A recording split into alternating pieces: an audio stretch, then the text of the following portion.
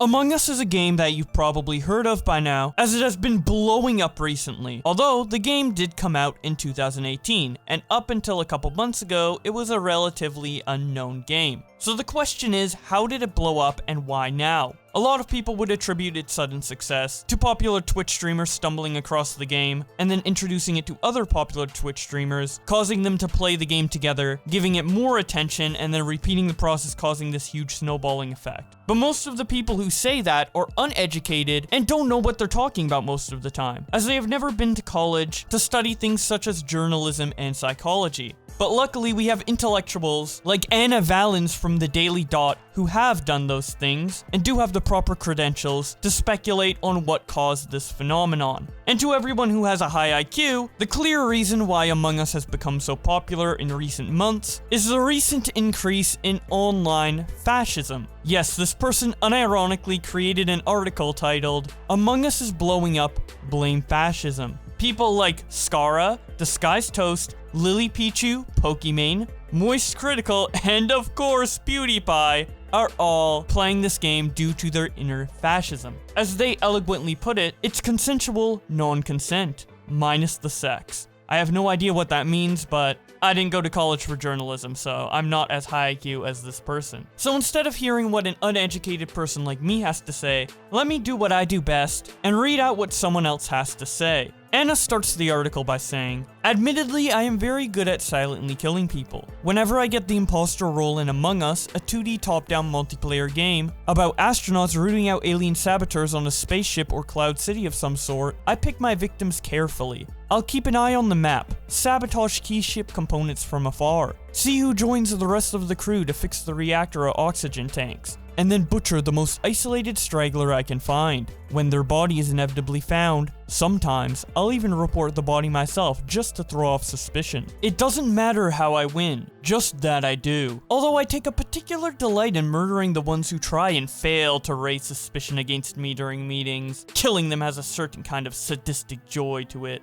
Dividing, isolating, and picking off my fellow players fills me with glee in Among Us. The same thing is happening outside in the real world right now too, and it's giving me chronic health problems. Bit by bit, reactionary movements from the far right are creating an irreversible rift between Trump supporters and everyone else. Meanwhile, among center-left feminists, there's a growing, pertinanal, horophobic, and trans-misogynistic movement obsessed with sexual purity and conservatism. A new proto-fascist reactionary uprising waiting in the wings. These things horrify me. So why do I enjoy Among Us's playful sadism so much when its IRL equivalent fills me with dread? For some, it may have the same appeal as Nazi porn. I do not know any of these terms. Pertinanal, horophobic, proto-fascist, reactionary, Nazi porn? Am I supposed to know all of this to be good at Among Us? Is this why I lose so much of the time? Anyways, continuing on, they say, multiplayer games about asymmetrical survival, that is, one player hunting another, has always excited me. Particularly because its power fantasies about preying on and removing whoever I choose. Deduction, survival, and outsmarting a formidable foe are all common themes in these games, just as they are IRL for me as a queer trans woman. Trans bodies are often perceived as monstrous, deceptive evils that need to be rooted out and purged before they destroy the cis heterosexual social fabric. We are, without our consent, forced into taking on imposter roles, despite the fact that the title is far more fitting for the bigots calling us monsters. Nevertheless, for the first time in my life, friends and acquaintances alike are getting into games like Among Us. My college friends and I are huge fans of Push the Button, a similar deduction game from Jackbox Games' Jackbox Party Pack 6. Other deception games have popped up during my late night gaming sessions with my queer friends, such as the iconic Gary's Mod first-person shooter Trouble in Terrorist Town, or the witchy hide-and-seek game Witch It. No better example exists than the on-the-nose card game Secret Hitler. Players are split into 3 groups: fascists, liberals, and Hitler. Hitler wants to be the elected chancellor,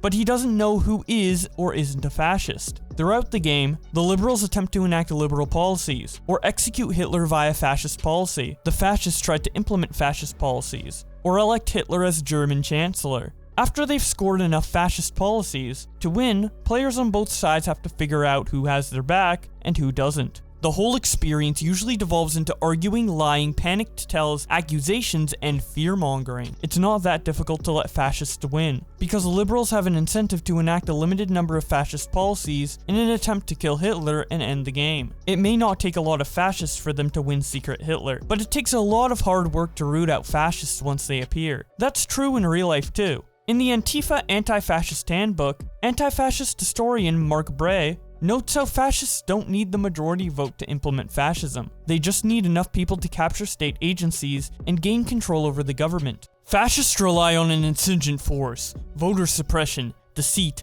manipulation, and violence to get enough people to install their parties into power. Fascism is on the rise in the US, and every day it gets a little hotter. Trust in the US government has dipped by 50% since 2016. Fascism has shattered our sense of trust in one another as well. One 2019 Pew Research article poll reveals 79% of Americans agree we lack confidence in one another, as the Trump administration continues its war on factual reporting and dissenting opinions. The right has simultaneously gaslit us and separated us from one another by radicalizing our former friends and family. It's become increasingly difficult to know who to trust. Can you really tell your centrist parents about going to Black Lives Matter protests? Can you really talk to your anti-mask sister about your mutual aid projects? Even the people developing these deception games are suspect. Secret Hitler's creator, Max Temkin, was credibly accused of creating an abusive, racist, and misogynistic workplace environment while designing Cards Against Humanity. I haven't touched Secret Hitler since. Temkin's mask was ripped off by force.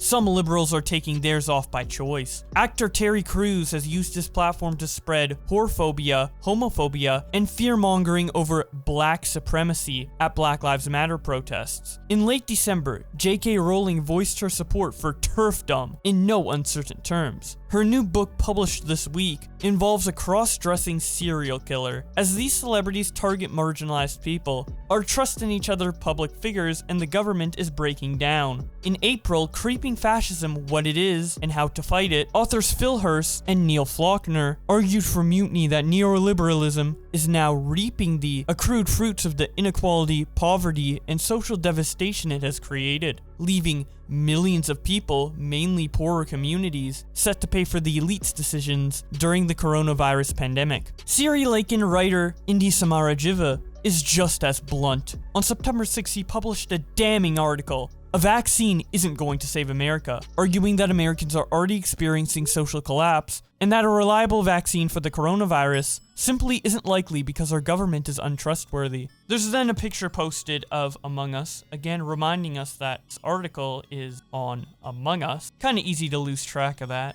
And then it goes on to say, in Tana Horn's two-part podcast on fascism and kink for why people are into that, she talks with Pinko magazine founder, editor, J.B. Brager about early 20th century fascism's erotic appeal nearly a century later. Both are Jewish anti-fascists, and they espouse risk-aware consensual play. Horn and Brager talk about consensual non-consent, and how fascist themes or imagery may be used to fulfill complicated, nuanced, and uncomfortable erotic and sexual fantasies in consensual, non-consensual BDSM roleplay. Again, we are talking about Among Us and fascism, and now we're talking about BDSM. Again, these are not roleplays between fascists. They are roleplays that even anti-fascists engage in. Early 20th century fascism, complete with its leather boots and officer caps, has permeated the cultural zeitgeist in part because of its emblematic representation of domination and submission. Isn't that what fascism is about? Being able to let go and submit to a power that tells you what to do, how to think, how to be? In politics, it's a death cult. But a risk-aware consensual kink scenario turns fascism's power on its head and eroticizes it. In many cases, it lets anti-fascists get the last laugh by mocking, sexualizing, and thus defanging fascists' power. Through sex, we loot fascism's aesthetics, recreate them in our own anti-fascist image, and use play as a space to process our complex desires. This is pertinent in people like me, whose family was in the Holocaust. It also explains why Israel, during the immediate post-war era, so many Holocaust survivors gravitated towards Nazi-themed pornography. We eroticize trauma to own it. The things that people enjoy when they are consensual are horrific when they are non-consensual. Barger said on Horn's podcast, playing Borg? Sexy. The actual Borg? really scary. We then have some quotes from Tina Thorne made in April 2020. The first one says, "We are afraid of it because our power is taken away, and we want it because we want our power to be taken away." The second one says, "Which line from the upcoming part 2 of Why People Are Into Fascism pod with JB Bragger is more erotic? That's the sex appeal of fascism. The desire to be violated, to be cut through like butter and spread." Or, I was reading the article you sent me. The article then continues on by saying, "If kink scenes are just erotic play, then a lot of the same rules apply to video games too. Isn't Among Us just a non-sexual exercise in consensual non-consent? To play Among Us, everyone agrees someone has to be an imposter. If you are a crewmate, you are consenting to the potential to die, be manipulated, or harm other players within the play space. If you are an imposter, you are consenting to the potential to kill or deceive. These rules are agreed upon because the players feel confident in that space they are playing in is filled with trustworthy people with safe, healthy boundaries. No one is actually going to get killed, let alone ejected into space. But just as domination/submission fantasies can let anti-fascists steal and reimagine fascist imagery, Among Us and other deception games can help us process, accept, and own the fears attached to living in a society where trust is on the decline, fascism is on the rise, and death feels imminent at every corner. In both cases, we can do all this without actually facing the consequences of a fascist death cult. Among Us isn't just an allegory for fascism, and deceit isn't just something fascists do either. Left-wing protesters, political graffiti artists, and underground organizers may need to deceive authorities, counter-protesters, or nosy neighbors to protect themselves from harm.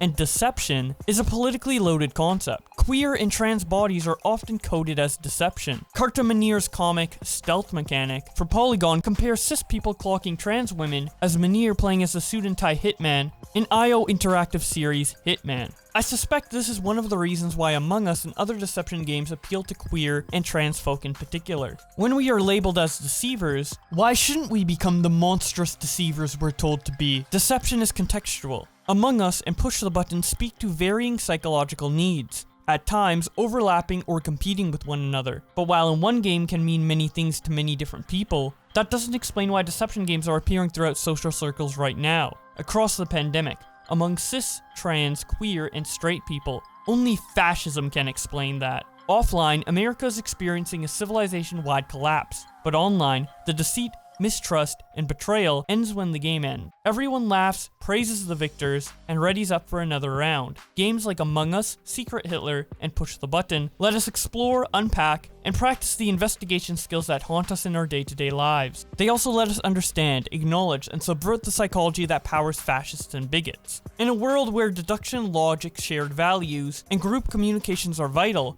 sometimes we need a safe space to work through all the horror, or safely explore it. Among Us lets us do both. More not safe for work on the Daily Dot. No, I don't think I will check that out. You know what? Maybe this person needs to get outside. I don't know, like, I get the comparison they are trying to make between Among Us being a safe space to act evil and fascism being evil, and BDSM being a safe space to explore diabolical fantasies. But at the end of the day, doesn't every video game do that? Every video game is a simulation of something that you can't really do in real life, and that's why it's fun. But I don't know, maybe this person is onto something. I mean, I never knew that BDSM was the #1 tool to end fascism, so there's probably a bunch of other things I don't know that this person knows, and I'm just playing Among Us so much because I have fascist fantasies that I want to play out in a video game. Speaking about living out fascist fantasies in video games, me and a bunch of other YouTubers are actually going to have an Among Us tournament this Saturday on the 26th of September. It will be streamed at 4:30 Pacific Standard Time,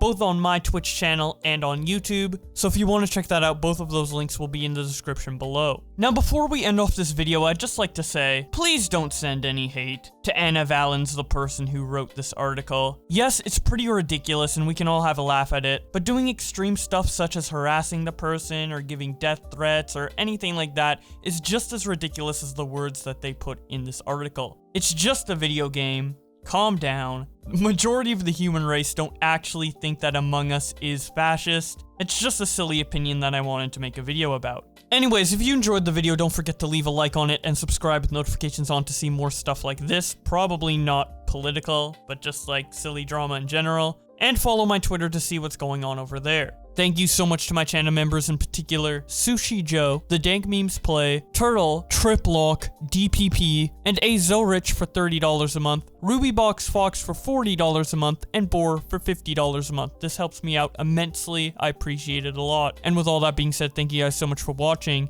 and I will see you in another video.